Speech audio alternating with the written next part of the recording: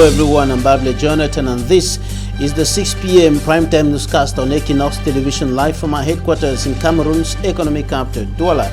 In our top stories in this edition of the news, two children have perished in a fire incident in Dedo in the Douala 1 subdivision. The fire incident has been blamed on some problems linked to high voltage of electric energy supply in that neighborhood, and the United Nations organization says that Mauritania is in urgent need of aid to deal with the ongoing refugee crisis in that country. Those were top stories.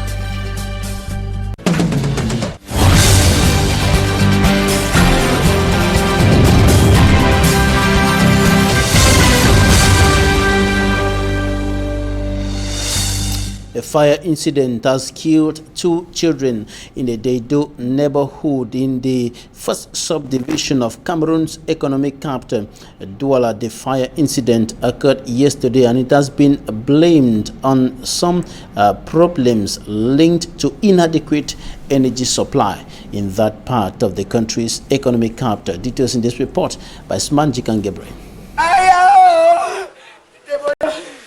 It was total consternation at the Ancien Izes quarter in Dedo, Douala 1 municipality early Thursday morning.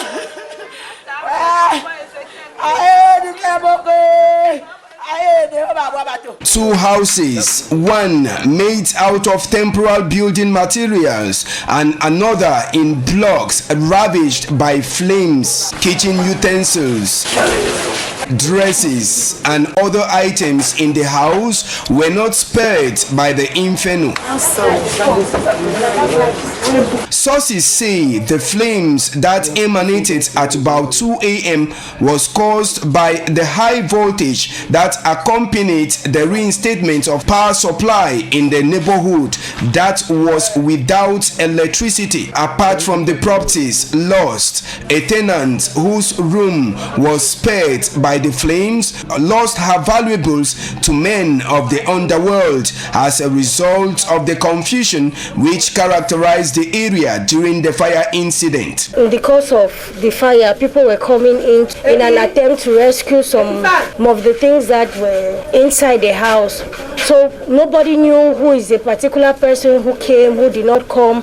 When the firefighters came, the boys were still inside. They took my Apple laptop, they took my Samsung iPad, they took perfumes, they took all, but I have not been able to ascertain how much has been taken. Two children, one aged 6, was burnt into ashes by the flames, while a second of 5 years died in the hospital.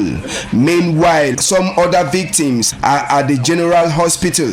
Most of the women in the locality say people of goodwill should help those hospitalized. Them people where they don't born, where they still there for hospital. Yes, make them help for save them. They help people when they want die for day. Mommy there for hospital, pikin there for hospital, papa there for two pikin don't die. Who go kill? Who go pay money for treatment for down around there for hospital? After their rooms get burned, these children will now have an open air to sleep while hoping for goodwill ambassadors to help them. Several persons rendered homeless by yet another fire incident in Cameroon's economic capital, Douala. In the report coming up next, we're going to take a look at the bad state of several roads in the city of Douala. The problem of bad roads is affecting many parts of the Republic of Cameroon, from the big cities to the hinterlands. For me, I'm Strong Sander.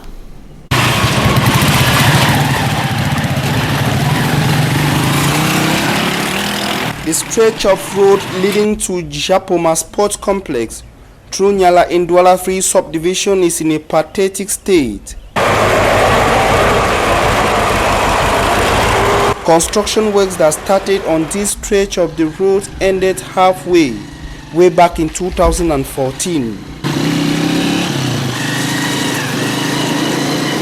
Abandoned untarred by the road construction company, the stretch of a road as a result of high usage is now a shadow of itself.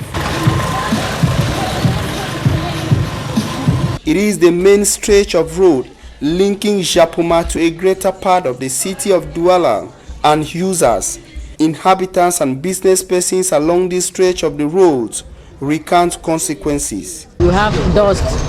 The dust is too much since the road is not yet tarred, and we have gutters that are not yet finished. So vehicles always fall in those gutters, accident that cause people like due to the dust we have here. My business is not moving as supposed to, because as you can see, it's a skeleton shade. It's not a place which is well constructed. So customers complain at times of dust, heat, all those things. Apart from the dust and mud, water-filled potholes also serve as a breeding ground for mosquitoes. Drivers and riders also complain of frequent road accidents as a result of the bad state of the road, which is also at the base of frequent breakdown on vehicles plying the stretch. Apart from the extremely bad state, this stretch of the road linking Japoma and Yassa is also colonized by heaps of uncleared dirt. The people of Japoma and Yassa, whose businesses, health, safety and vehicles suffer more from the bad state of the road, do not know why construction works were stopped uncompleted. In our attempts to get reasons and what went wrong, we placed a call to the Douala City Council, and all attempts to get clarifications from the Douala City Council ended fruitless. And the bad state of roads has been identified as one of the major causes of the many accidents occurring on highways across the Republic of Cameroon. And a report coming up next, Immaculate Fogwe takes us through the Douala-Bafoussam highway linking the economic capital Douala and the West Regional Chieftain Bafoussam. This highway is part of what is known today as the Triangle of Death. That attribute was given to the highways linking Yaoundé, Douala and Bafoussam because of the high number of accidents and deaths recorded on those highways. Immaculate Fogwe now takes us from Douala to Bafoussam. According to some Cameroonians, traveling by land is a scary experience. Even those who don't believe in God tend to call the name Jesus whenever the car bumps into a pothole. Though the bad state of some roads are to be blamed for most accidents, other causes like overspeeding, distraction to driving, and non-adherence to street signs have equally led to constant road accidents, especially on the National Road Number 3 and National Road Number 5, as explained by this chief battalion. The major offense that resurfaces is overspeeding. Overspeeding always come up. Out of about 50 offenses since yesterday, about 90% is overspeeding. The others are bad tires, lack of first aid boxes. Those are minors, but the major offense is overspeeding. Now, do you observe? Highway signs play a great role in alerting drivers on the speed limit, bring attention to construction works and hazards such as turns and speed hills found ahead. But the insufficient availability and in some cases dilapidated state of some road signs have greatly contributed to road accidents on this stretch of road, as explained by this road user. We have to drive according to signals, speed indications, but we don't have them in the way. We don't have them. If they are there, we don't see them because it seems they are hidden. We don't see them. When I was going, when I was going, I saw a signalization, a speed indication. The thing that they've painted in black. I didn't know if it's 60 or 90. They've painted the speed signal. Though over 60% of fatal and ghastly road accidents in Cameroon have been attributed to reckless driving of most road users, people are of the opinion that the government has a role to play by putting more efforts to help regulate some causes. Coming up, a father beats his own son to near death here in the economic capital Douala. The pictures of the child went viral on social media, provoking an investigation carried out by Equinoxe television. The child is now under medical care in one of the hospitals here in Douala. For me, I'm Strong Sanda.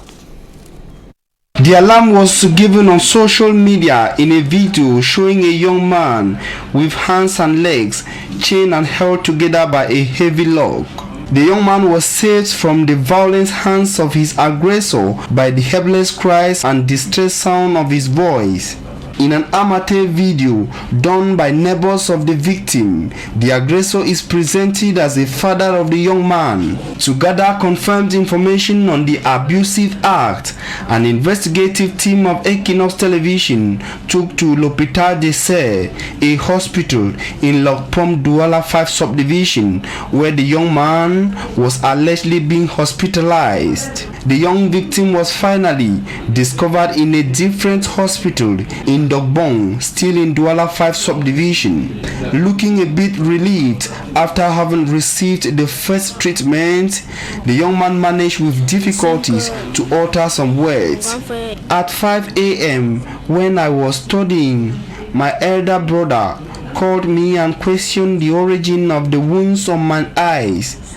I told him I don't know. He then began beating me from 5 a.m. to 8 a.m., hitting me on the head and pulling me on the floor.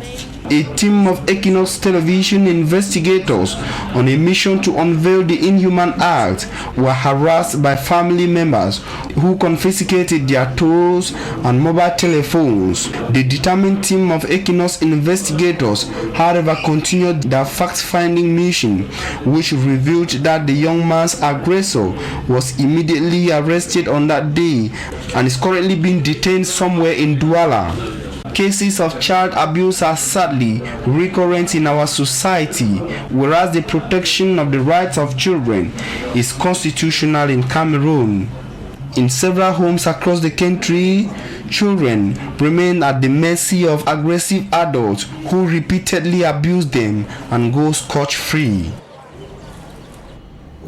Establishing and running a small and medium-sized enterprise in the Republic of Cameroon remains an uphill task, and this is because of several problems faced by owners and managers of small and medium-sized enterprises. All the problems are, however, linked to financial constraints resulting from hesitations or better still refusal by banks to give investment credits to those who want to invest in small and medium-sized enterprises in the country.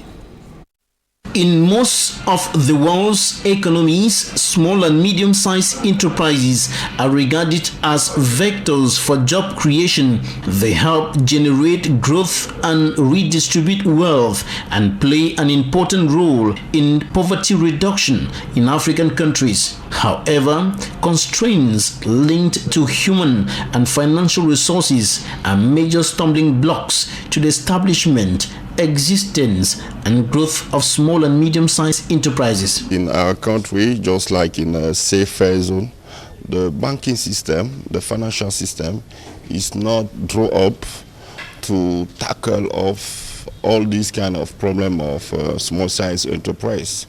You see, the bank used to have used to deal with company with a very structured financial and management system. But with small-sized enterprise, they don't have all these standard management. So they need to strive to look for means to prove to the bankers, or even to the microfinance institution, that they can still have some figures that are very valuable, that are very pertinent, so that they can analyze the activity upon the financial statement. Even the Cameroonian Bank of Small and Medium-Sized Enterprises, created several years down memory lane, has not been able to solve this problem. Il y a des difficultés à trouver des financements auprès de cette banque. Problème des finances, de l'accès au financement. Difficult access to credit is a big problem because of delayed payment by clients and banks' refusal to support us. On ne paye pas toujours à bonne date, mais les banques refusent de vous accompagner. In the quest for solutions to problems plaguing small and medium-sized enterprises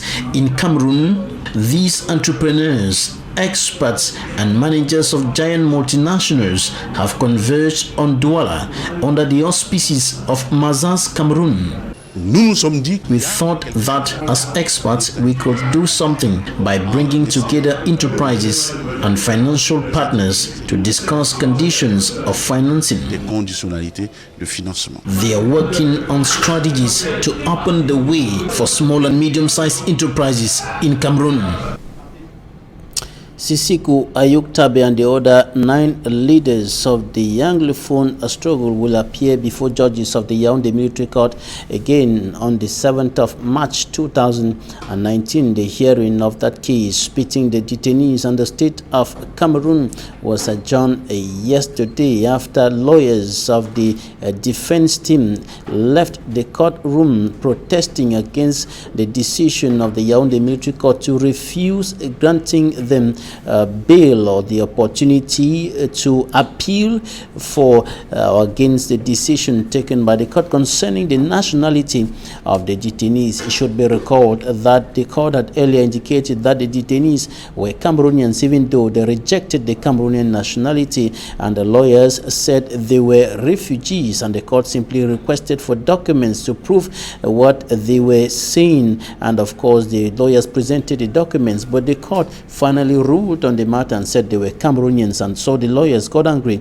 and left the court, and the case was adjourned to the 7th of March 2019. While the situation has continued deepening in the 2 Anglophone regions of the Republic of Cameroon, the northwest and the southwest regions, where activities and life are grounded as a result of the socio-political and security crisis that has been eroding those parts of the country for close to 3 years today. And another crisis that has continued deepening is the refugee crisis in Mauritania. The United Nations organization says that the country needs urgent aid to deal with the ongoing refugee crisis in the country. Courtesy Euronews. The harsh environment of Mbera refugee camp in Mauritania might look inhospitable, but it represents one of the few alternatives for civilians fleeing the ongoing conflict in northern and central Mali. Located in the far southeast of Mauritania, it is 60 kilometers away from the border. In 6 years, it has grown to host 55,000 refugees. Entries have decreased but never stopped. In 2018, there were almost 6,000 newcomers. They attack people on the road, they take everything, and then they kill them. I lost many neighbors in this way in my village. I've been attacked too. This is why I came. We met Omar and his family of 7 at the UNHCR registration center. There are on average 20 families like this one, arriving every week. Their biometric and personal data are the first step to obtaining the asylum status and humanitarian support. UNHCR managing the camp denounces the lack of awareness about this refugee crisis. We are simply not receiving the funds that we need. In UNHCR Mauritania, we had 15% of the needs covered for 2018. WFP had 5% of their needs for the general food distribution of the month of December covered. 5%. That simply means we cannot feed the people who are here. This is the reception center. There is shade, water, and the minimum to survive. UNHCR distributed over 2,600 shelter kits in 2018, but thousands of families are still waiting. In the meantime, they make do with what they have. Families sometimes are stranded here for months before being able to gather what they need to build their new homes. I will stay here for 4 days and build the tent with the help of my cousin, who is here as well.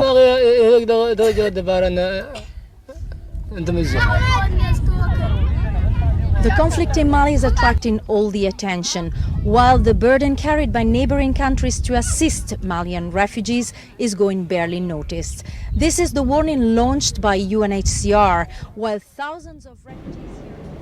Coming up next, Talking Point.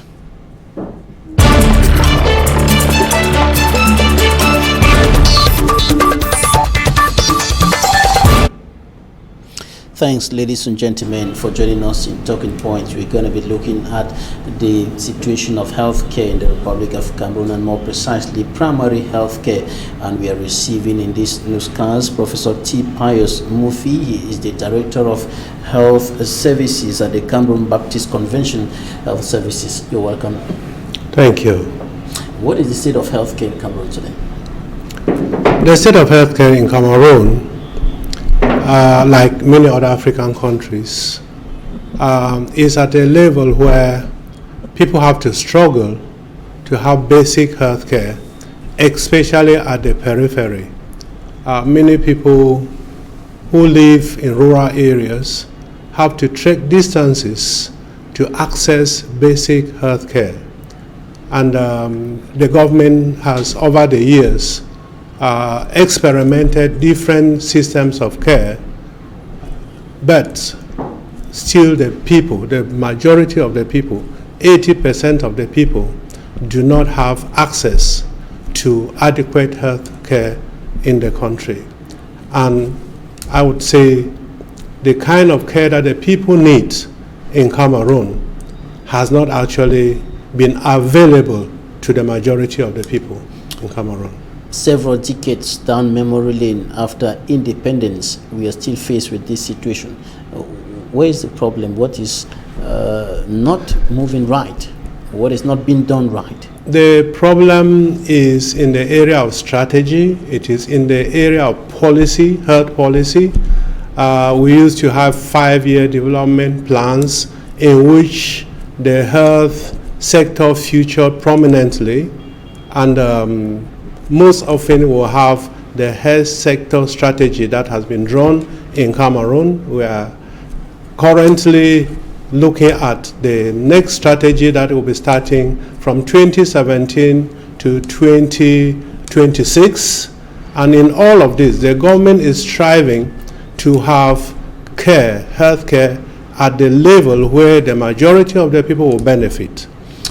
And an aspect of public health which is somehow limping or not very operational as it's supposed to be is primary health care. Well, the health sector in Cameroon, the system of care in Cameroon is based on the district health system, and primary health care existed in the 70s, 80s, and 90s. Unfortunately, that is not the basis or the foundation of healthcare delivery in Cameroon now. The district health system does not have primary healthcare as a pillar or as one of the areas that are being emphasized in the healthcare delivery in Cameroon. Primary healthcare, from the inception of it in 1978, when there was the Alma-Ata Declaration, was defined as the kind of care that is scientifically appropriate and socially acceptable to the majority of the people, and with that participation. And Cameroon practiced that very well. In the late 70s, 1988, the presidential decree was signed in this regard, and they were delivering primary health care at the grassroots. You had lots of structures, primary health care structures, that people could access. But that changed in 1992 when we adopted the district health system. That was phased out, and we were focusing more on medical practice, where most of the facilities, we had lots of doctors, lots of nurses, midwives, and so on, but only in the cities.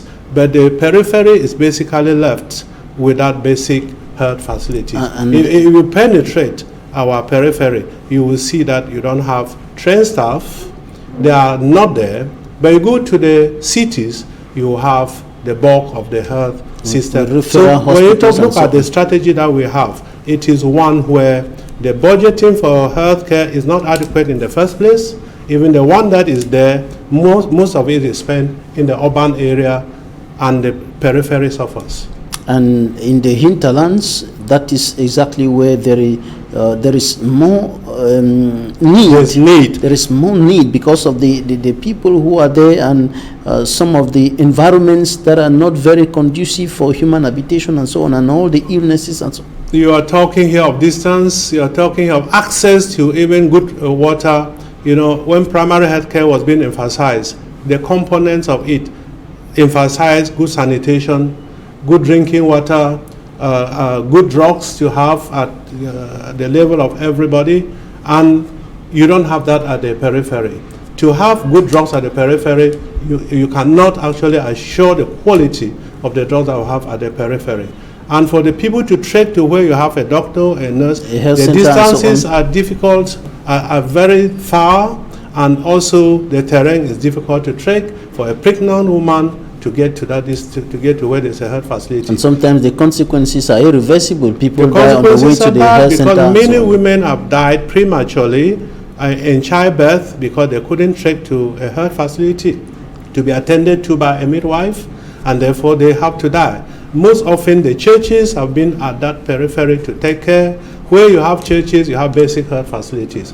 You know, churches have actually been at the forefront of healthcare delivery in this country, and they try to go to the periphery where they identify with the people, they know their problems, they attend to them at the level, at the time they need them in the night, because good healthcare is the one that is accessible, is affordable, is acceptable. And primary health care actually brought the health services to the doorsteps of the people. The primary health care, when you define it, it is the kind of care everybody needs all the time. And that it is accessible.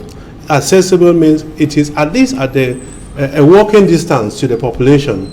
It is also affordable, that is, they can pay for it. It is not a high cost, high technology kind of care. And that is why that which meets your need at the point where you are. That is why from the 25th of February to the 1st of March, there are a group of churches, African Christian associations, that will be organizing an international conference in Yaoundé on primary health care. Yes, these churches have always been at the forefront of healthcare. And in Africa, almost any country you go, you find churches actually involved in healthcare. So in 39 of these countries that will be meeting in Yaoundé, you have health technicians coming to ask the question, why is primary healthcare being ignored? So the title of that conference is Reigniting Primary Healthcare at the role of Africa Christian Health Association platforms. And the reason here is they want to find out why primary healthcare is neglected. That conference is going to regroup not only churches, it will bring health technicians, it will bring those stakeholders who are interested in healthcare, and the meeting is in Montfebe, and it is going to discuss all these strategies and to awaken African countries to tell them, please think of the people, think of the kind of care they can have. Most countries are talking universal health coverage. Universal health coverage comes along through primary health care, basic health care that everybody can afford. And therefore, if we ever think that universal health coverage will be a reality, we must think primary health care first. Because, yes, we must think primary health care because that is the care that is at the reach of everybody. Health is a basic human right. And when you look at Article 25 of the UN Declaration of Human Rights, it stipulates that basic health care is the right of the individual and their family, and they must have access to it. All right, Professor T. Pius Mufi, Director of Health Services at the Cameroon Baptist Convention Health Services. Thanks for coming. Thank you so much.